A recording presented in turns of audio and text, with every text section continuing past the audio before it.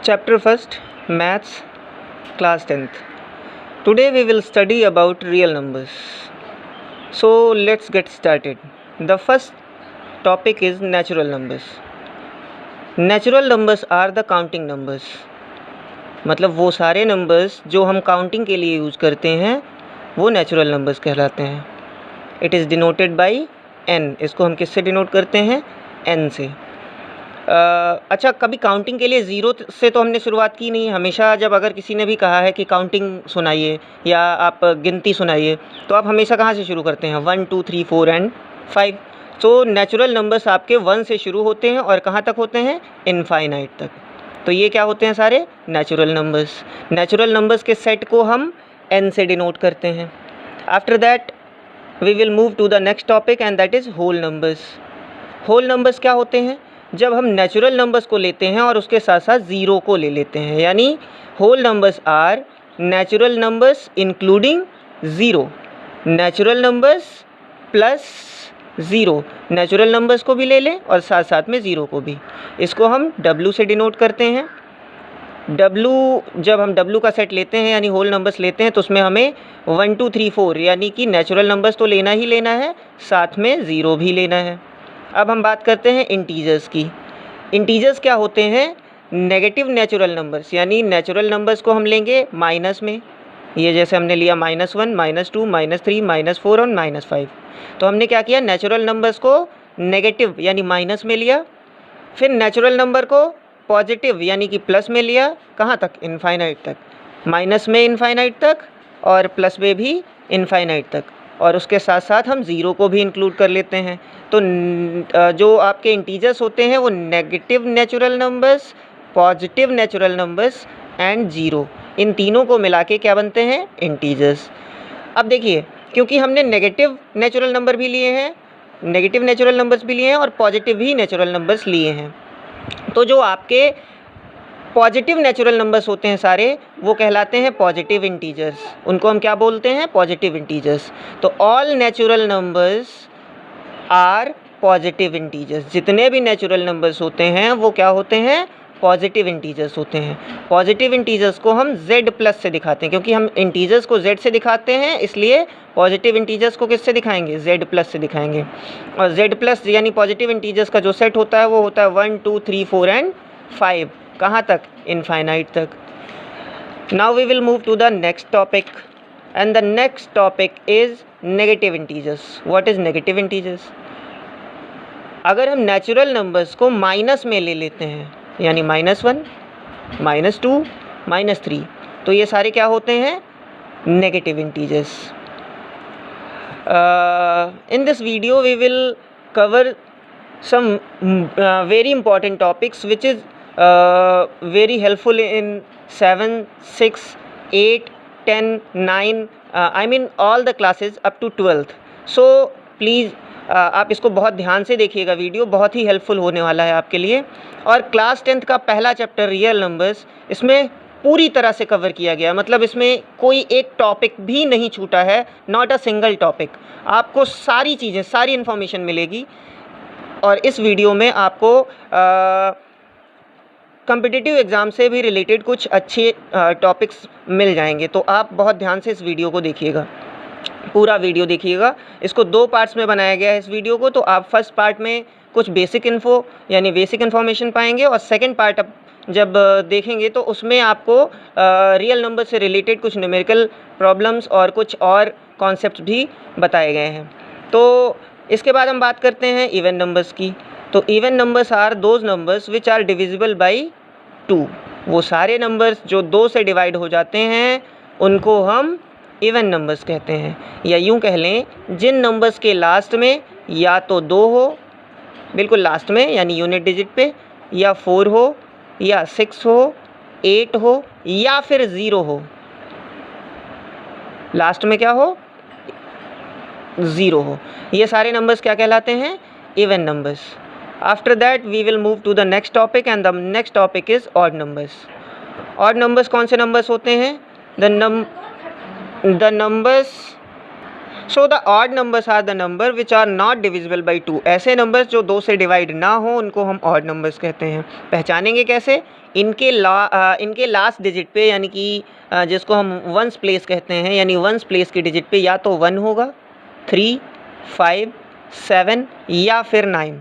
अगर ये चीज़ें लास्ट में पाई जाती हैं किसी नंबर के तो वो ऑड नंबर्स होंगे। बिल्कुल सिंपल सा प्रोसेस है। After that we will move to the next topic and the next topic is rational number. Rational numbers वो नंबर्स होते हैं जिनको हम p बाई क्यू के फॉर्म में रिप्रेजेंट कर पाते हैं। Rational numbers are those numbers which can be expressed in the form of p by q. अब इनको यहाँ पे एक बात को ध्यान रखना है कि जो आपका p बाई क्यू के फॉर्म में होगा वहाँ q ज़ीरो नहीं हो सकता, q ज़ीरो नहीं हो सकता। अगर q ज़ीरो हो गया यानी डिनोमिनेटर आपका, ध्यान से, रेशनल नंबर्स को हम फ्रैक्शन के फॉर्म में, फ्रैक्शन का मतलब होता है जिसमें डिनोमिनेटर और न्यूमरेटर दोनों चीज़ें हों, हम फ्रैक्शन के फॉर्म में रिप्रेजेंट कर सकते हैं। यानी रेशनल नंबर्स हमेशा फ्रैक्शन के फॉर्म में होते हैं, लेकिन वहाँ फ्रैक्शन में आपका q की वैल्यू ज़ीरो नहीं हो सकती। अगर q ज़ीरो हो गया यानी डिनोमिनेटर ज़ीरो हो गया तो वो रेशनल नंबर नहीं हो सकता। अब देखिए, रेशनल नंबर को हम कैपिटल Q से डिनोट करते हैं। रेशनल नंबर आपके वो सारे होते हैं जो अपॉन के फॉर्म में होते हैं, जैसे 2/5, 7/9, दीज आर रेशनल नंबर्स। अब इसमें कुछ और बातें हैं, जैसे कि जो होल नंबर्स होते हैं, जैसे कि 4, आपका 4 है। अब इसके अपॉन में तो कुछ नहीं है लेकिन 1 तो लिख सकते हैं ना, तो ये भी क्या होता है? रेशनल नंबर होता है। ऐसे 6 है तो 6 के अपॉन में भी हम 1 लिख सकते हैं, तो ये भी क्या है? रेशनल नंबर्स हैं। तो मतलब जो होल नंबर्स होते हैं वो भी क्या होते हैं? रेशनल नंबर्स होते हैं। अगर डेसिमल फॉर्म में कोई है तो डेसिमल फॉर्म को भी हम अपॉन में रिप्रेजेंट कर सकते हैं। आपने क्लास 6 या 7th में पढ़ा है कि डेसिमल को हम किस में? फ्रैक्शन में क्या कर सकते हैं? चेंज कर सकते हैं। कैसे? जितनी प्लेस पे डेसिमल हो उतने ज़ीरो लगा के 1 के साथ मल्टीप्लाई कर देते हैं ऊपर और नीचे, और वो किस में चेंज हो जाता है? फ्रैक्शन में। जैसे अगर हम 2.75 को फ्रैक्शन में चेंज करना चाहें तो हम क्या करेंगे? 100 से ऊपर मल्टीप्लाई करेंगे और 100 से नीचे। हमें ऊपर मिल जाएगा 275 और नीचे मिल जाएगा 100। अगर हम इन दोनों को कैंसिल करते हैं तो यहाँ पे 25 से कैंसिल करेंगे, 25 1 जा 25 और यहाँ पे 2 बच जाएगा, 25 फिर से हो जाएगा, 25 1 जा 25 एंड 25 4 जा 100। अब आपको मिल गया 11/4। देखिए ये किस फॉर्म में है? p by Q. That means ये क्या है? आपका एक रेशनल नंबर है। आफ्टर दैट अगर हम आगे बढ़ते हैं तो एक बहुत ही ज़रूरी बात होती है कि जैसे डेसिमल 2 तरह के होते हैं। डेसिमल एक्सप्रेशंस जो होते हैं वो 2 तरह के होते हैं। एक डेसिमल एक्सप्रेशन होता है टर्मिनेटिंग, यानी डेसिमल तो लगा हुआ है लेकिन 1-2 डिजिट के बाद फिर चीज़ें आनी बंद, मतलब पूरी तरह से वो टर्मिनेट हो जाता है। अगर वो फ्रैक्शन में पहले से है और उसको हम डिवाइड करते हैं तो 2-3 डिजिट तक तो डेसिमल आती है और उसके बाद चीज़ें ख़त्म हो जाती हैं, तो टर्मिनेट हो जाता है। टर्मिनेट का मतलब होता है पूरी तरह से कैंसिल हो जाना, ख़त्म हो जाना, तो वो टर्मिनेट हो जाता है, तो उसको हम बोलते हैं टर्मिनेटिंग डेसिमल। कौन से डेसिमल? Terminating decimal. और टर्मिनेटिंग डेसिमल्स जो होते हैं, जो 2-3 डिजिट, 5 डिजिट, 10 डिजिट जो भी है मान लिया, उसके बाद ख़त्म हो जाए, उसके बाद चीज़ें आनी बंद हो जाएं, तो वो टर्मिनेटिंग डेसिमल होते हैं। और जितने भी टर्मिनेटिंग डेसिमल होते हैं वो अपने आप यानी 100% वो क्या होते हैं? रेशनल नंबर्स भी होते हैं। अब अगर हम बात करें कि अगर कोई डेसिमल एक्सप्रेशन है, वो ख़त्म तो नहीं हो रहा है लेकिन सेम ही चीज़ बार बार आ रही है, जैसे कि 2.75, फिर 75, फिर 75, बार बार 75 आ रहा है, तो उसको हम ऐसे डिनोट कर लेते हैं 2.75 और उसके ऊपर लगा देते हैं बार, और इसको हम बोलते हैं non terminating repeating decimal. Non terminating, terminate तो नहीं हो रहा, पूरी तरह से कट तो नहीं रहा है, लेकिन रिपीट हो रहा है बार बार, तो क्या बोलते हैं? सेम चीज़ रिपीट हो रही है तो क्या बोलते हैं? Non terminating repeating decimal. तो ये जो नॉन टर्मिनेटिंग रिपीटिंग डेसिमल होते हैं, यानी सेम चीज़ बार बार आए, डॉट डॉट डॉट लगा होता है, इसका मतलब होता है कि ये कभी ख़त्म नहीं होने वाला, आता ही रहेगा, तो नॉन टर्मिनेटिंग रिपीटिंग डेसिमल है। इसका मतलब है कि जो नॉन टर्मिनेटिंग रिपीटिंग डेसिमल होते हैं वो भी रेशनल नंबर्स होते हैं। जैसे हमने लिया है 3.69 और बार लगा दिया, इसका मतलब ये बार बार आएगा, पॉइंट के बाद 69 बार बार आएगा, तो ये क्या होते हैं? Non terminating repeating decimal. और नॉन टर्मिनेटिंग रिपीटिंग डेसिमल्स क्या होते हैं? ये भी रेशनल नंबर्स होते हैं। Now we will move to the next topic irrational numbers. Irrational numbers वो होते हैं जो हम p बाई क्यू के फॉर्म में रिप्रेजेंट ना कर पाएँ। जैसे कि कोई भी चीज़ अगर रूट के अंदर है और उसका स्क्वायर रूट ना निकाला जा सके, जैसे √2, √3, √5, तो ये सारे क्या होते हैं? Irrational number.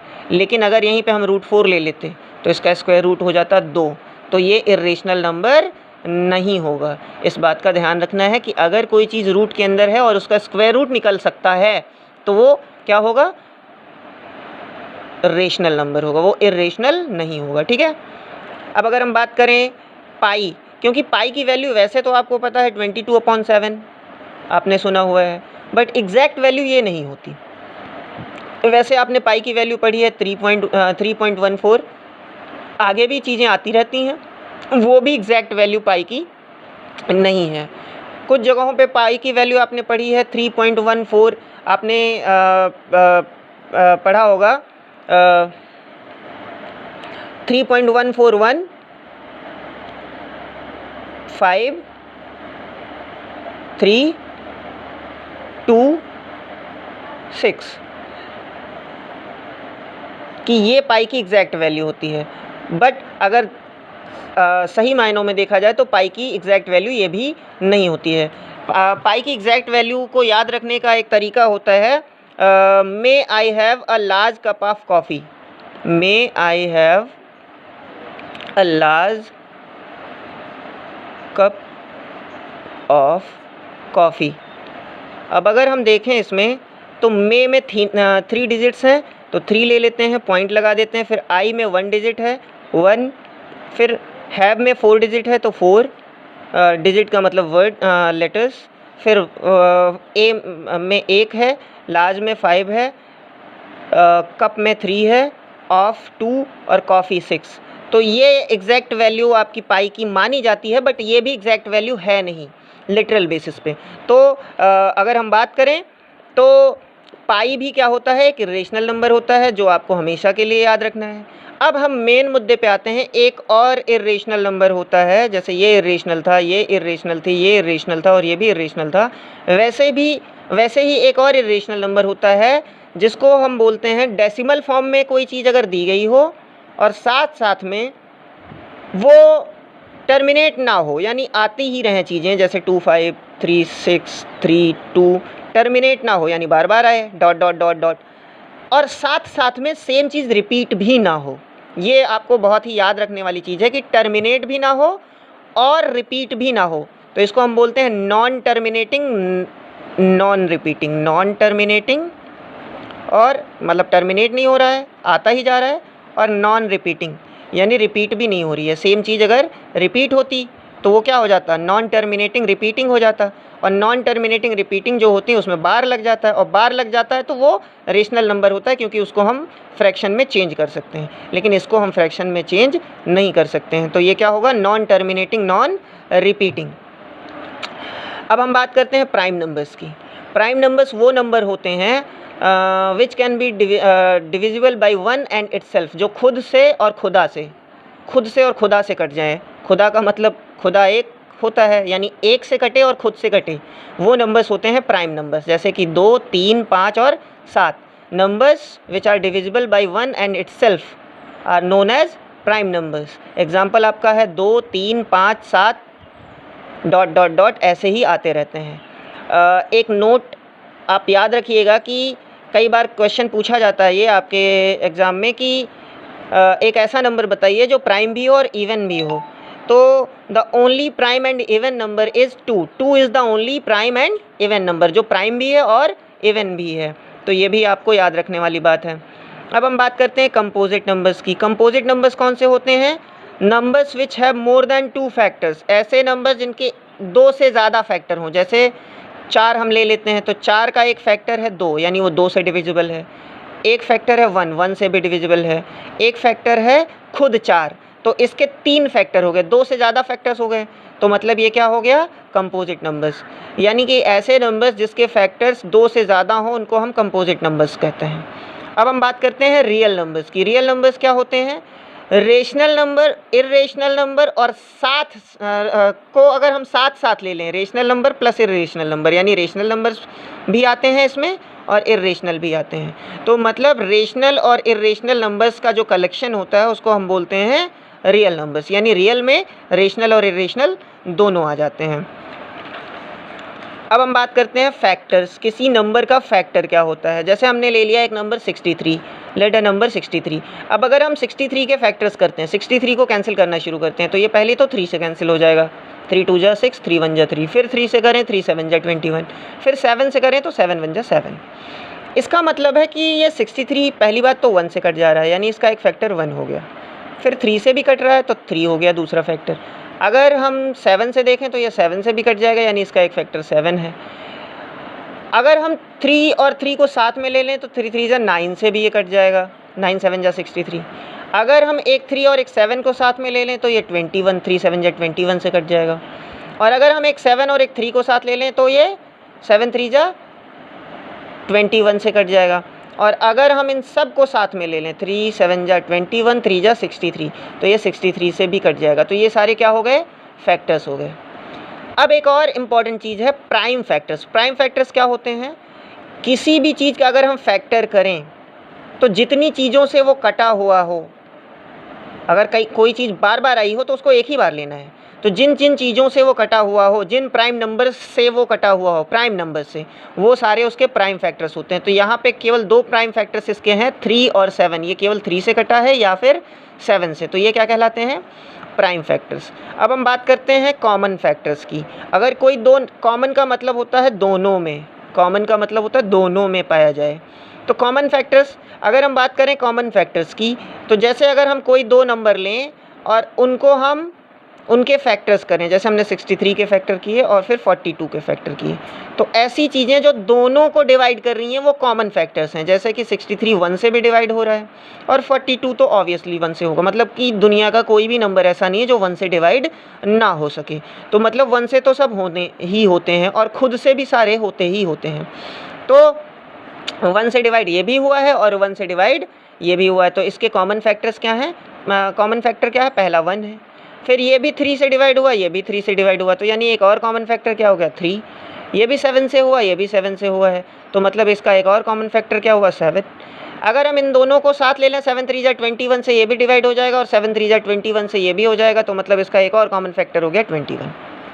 अब हम बात करते हैं कि यहाँ पे तो हमने क्या किए, सिर्फ अलग अलग फैक्टर्स सारे निकाले कि जो इसमें भी, इसको भी डिवाइड कर सकता हो और उसको भी। लेकिन अगर हम बात करें कि साथ में, एक साथ में कोई ऐसी बड़ी से बड़ी चीज़ जो दोनों को डिवाइड कर दे रही हो, बड़ी से बड़ी, एक बात आप ने पढ़ी है HCF। HCF का मतलब होता है हाईएस्ट, सबसे बड़ा, कॉमन यानी दोनों में हो, और फैक्टर यानी दोनों को डिवाइड भी करता हो, तो उसको हम बोलते हैं highest common factor. Highest common factor जो होता है वो दोनों को डिवाइड भी करता है और सबसे ज़्यादा से ज़्यादा चीज़ें लेनी होती हैं हमें। तो हाईएस्ट कॉमन फैक्टर जो 63 और 21 का होगा वो क्या हो जाएगा, 63 और 42 का वो हो जाएगा 21, ठीक है, क्योंकि 3 और 7 इसमें भी है और 3 और 7 इसमें भी है, यानी कि ये कॉमन है दोनों में और हाईएस्ट भी है, तो हाईएस्ट कॉमन फैक्टर। एक और बात हम आपको बताने वाले थे कि जैसे किसी भी नंबर के अपॉन में अगर 0 हो तो वो नंबर कभी भी डिवाइड नहीं हो सकता। 0 से किसी भी नंबर को डिवाइड करने पे इन्फिनिटी आता है, वो कभी डिवाइड नहीं हो पाता। 0 से अगर जैसे हम 4 को डिवाइड करें तो 0 1 जा 0, 0 2 जा 0, 0 3 जा 0, 0 4 जा 0, 0 5 जा 0, 0 100 जा 0, मतलब लाखों बार अगर आप करोगे तब भी वो होता रहेगा, लेकिन आएगा 0 ही। फिर 4 बच ही जाएगा जब, तो फिर लाखों बार जा सकता है, यानी कि वो कितनी बार जा सकता है, इनफाइनाइट बार। तो यानी कि 0 से किसी भी नंबर को डिवाइड नहीं कर सकते। तो ऐसे नंबर्स को हम क्या बोलते हैं, नॉट डिफाइंड, यानी ये डिफाइन नहीं हो सकते, इनको हम डिफाइन नहीं कर सकते, ये नॉट डिफाइंड नंबर्स होते हैं। तो यानी किसी भी लेकिन अगर हम किसी भी नंबर को हम 0 से डिवाइड नहीं कर सकते, लेकिन अगर हम 0 को किसी नंबर से डिवाइड करें, जैसे 0 को 1 से डिवाइड करें, 1 0 जा 0 तो 0 बार जाएगा।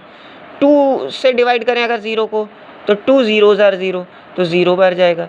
तो मतलब 0 को अगर डिवाइड करते हैं किसी नंबर से तो वो डिवाइड हो जाएगा और आएगा क्या, 0। तो ये दोनों चीज़ें आपको हमेशा के लिए याद रखनी हैं। तो इस वीडियो में बस इतना ही। अब इसका सेकंड पार्ट हम आपको बनाएंगे और जिसका लिंक आपको डिस्क्रिप्शन में मिल जाएगा, जिसमें आपको coprime numbers, Euclid division theorem या यूक्लिड लेमा इसको बोलते हैं, HCF, जो कि हम दोनों मेथड से पढ़ाएंगे आपको, यूक्लिड मेथड और साथ साथ में आपको कॉमन फैक्टराइजेशन मेथड यानी कि प्राइम फैक्टराइजेशन मेथड से भी पढ़ाया जाएगा। फिर फंडामेंटल थ्योरम, HCF, LCM निकालने का तरीका और चैप्टर फर्स्ट आपको पूरा पढ़ाया जाएगा। तो अगले वीडियो का इंतज़ार कीजिए। इस वीडियो को लाइक और शेयर ज़रूर करिए। अगर वीडियो आपको हेल्पफुल लगा हो तो साथ साथ में आप चैनल को सब्सक्राइब करिए और इसमें आपको नई वीडियोज़ मिलती रहेंगी लगातार। तो have a good day. Please subscribe the channel.